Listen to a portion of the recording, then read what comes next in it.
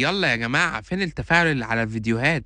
النهارده هعمل بقى مكرونة بالبشاميل. تسموها بقى مكرونة بالبشاميل كدابة، تسموها مكرونة بالبشاميل من غير فرن، مكرونة بالبشاميل في الحلة الواحدة. بصوا النهارده الفيديو ده لكل الناس اللي بتحب بتحب الكسل. في حلة واحدة خليك تعملي البشاميل واللحمة المفرومة والمكرونة وهتسويها في نفس الحلة. تعالوا اقول لكم بقى السر والجديد عندي مكرونه ولحمه مفرومه ودقيق وصلصه وسمنه ولبن وكمان بصل. الوصفه دي تنفع لفردين. تمام، تعالوا بقى اقول لكم كده السر بتاعنا. وقبل كده ما نبدا، يلا اعملوا شير للفيديو واعملوا منشن لكل الناس اللي كسلانه وبتحب المكرونه بالبشاميل، عشان الطريقه دي جديده قوي قوي. اول حاجه كده عندي حله على النار، نزلت عليها بمعلقه كبيره من السمنه، وعندي بصلايه كده وسط، انا بشرها بشره كويسه، وهنزل بيها فين؟ في الحله اللي فيها السمنه. هبدا كده بقى ادي للبصلايه تقليبه. انا عايز اعصج اللحمه. خلي بالكم، شايفين الحله اللي انا شغال فيها دي هي اللي هعمل فيها كل حاجه. هتقولوا لي ازاي؟ هقول لكم، تعالوا اقول لكم ازاي. هدي بقى للبصل رشه بسيطه من الملح علشان ينزل كل الميه بتاعته. البصل كده خد لون شفاف، هبدا كده اللحمه المفرومه. ده ربع كيلو لحمه مفرومه. هاخد بقى ربع كيلو لحمه مفرومه دول، وهبدا كده انزل بيه فين؟ على البصل. بصوا البصل خد لون شفاف ازاي. هبدا كده ادي تقليبه حلوه للحمه المفرومه علشان تتعصق كده ويبقى طعمها حلو، واعمل كده شويه مكرونه بالبشاميل بمزاج زي ما قلت لكم، مكرونه بالبشاميل بس بس كدابه. تمام.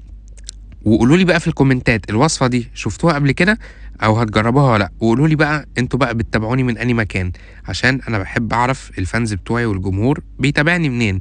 هبدا كده انزل بقى بمعلقتين صلصه او معلقتين طماطم متسبكه.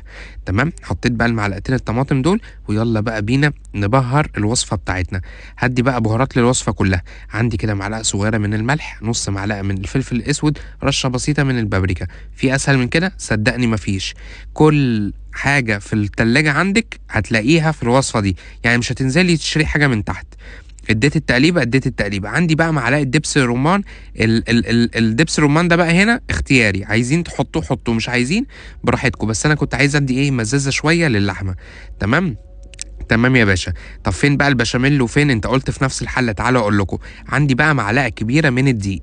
بيبقى معلقه واحده من الدقيق، هحطها على اللحمه المفرومه. هتقولوا لي هتعمل الدقيق او هتعمل بشاميل مع لحمه مفرومه؟ هقول لكم هو ده بقى السر بتاعنا النهارده. حطيت بقى معلقه الدقيق دي على اللحمه المفرومه مع السمنه، وبدات ادي تقليبه كده لحد ما احس ان اللحمه تقلت معايا شويه. تمام، وما فيش سمنه. بصوا يا جماعه اللحمه عملت طبقه كده طبقه من الدقيق. هنزل بقى عليها بكوبايه من اللبن. اللبن ده اشربه؟ لا لا. يلا بينا، تعالى اقول لكم. هنزل بقى بكوبايه اللبن دي. طبعا انا بستخدم اي لبن يكون، طبعا اللبن بقى العلب المتبستر لبن. انا جايبه من اللي بتاع اللبان وغليه وسايبه يبرد، اللي انتوا عاوزينه. نزلت بقى بكوبايه اللبن على اللحمه والبصل والدقيق، وبدات ادي تقليبه. هو ده البشاميل اللي يعني مش هقول كداب، بس بشاميل يعني بيكدب شويه بس مش بيكدب قوي يعني.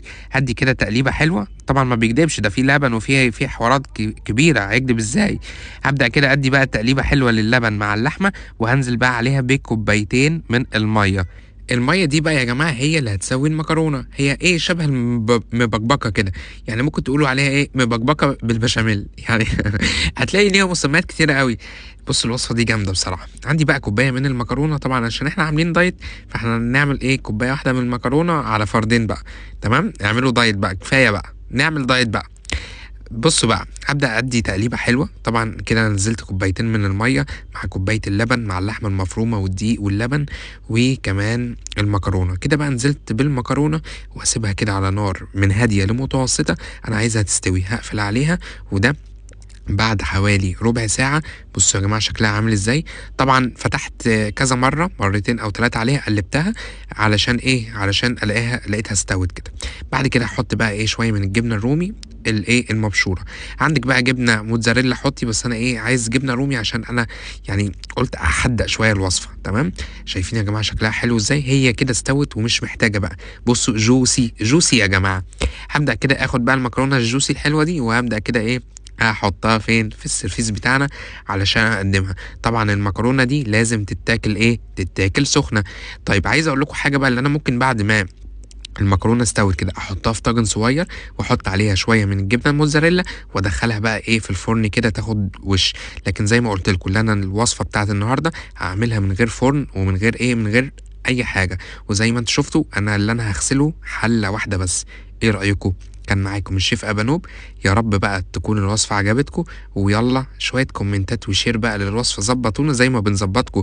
وعايز اقول لكم خلي بالكم وتابعوا الصفحه علشان في حلقات كتيره جايه على التلفزيون عايزكم تتفرجوا عليها. معاكم الشيف ابانوب، ويلا جربوا الوصفه وهستنى رايكم. هوبا هم يا جمل، حلوه وجميله. الدايت باظ، الدايت في ذمه الله. يلا بقى مش مهم. كان معاكم ابانوب.